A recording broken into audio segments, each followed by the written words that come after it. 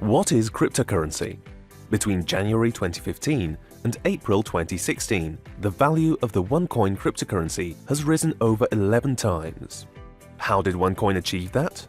OneCoin is different to other cryptocurrencies. The OneCoin cryptocurrency is based on cryptography that guarantees its security and makes it difficult to counterfeit. OneCoin is created through a process called mining.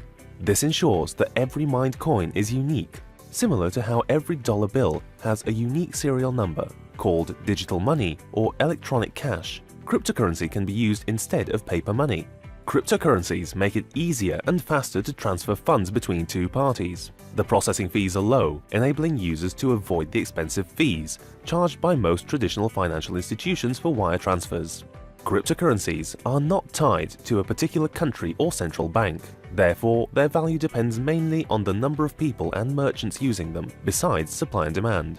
OneCoin is not pre-mined, and therefore the users create the market, mine and use the coins. The finite number of coins that can be mined and consequently traded mean that there is no real risk of inflation. OneCoin changes the way we use financial services. OneCoin. Join the financial revolution. So instead of OneCoin, I'm going to be specifically focusing it on Bitcoin. So, have any of you heard of Bitcoin before?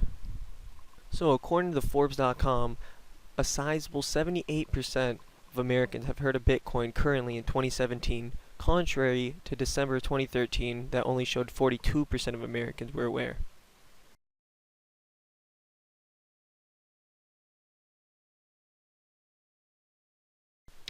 This chart is showing the Bitcoin price between 2010 and 2013. The starting price of September 10th of 2010, the price resides between $1 to $2, which leading into 2011 has a huge exponential growth between May and July, while also having a huge downturn where it stabilizes in 2012 of January. At the end of 2012, it has increased growth yet again, but it also increases at the end leading into 2013. Even at this stage, it would still be a huge benefit to jump in at Bitcoin, but it was so volatile at the time, no one knew what they were getting themselves into. So let's skip ahead to the current year of 2017. Right before March of 2017, Bitcoin was around $1,500 in price, and now at the time of this recording is capped at $11,270.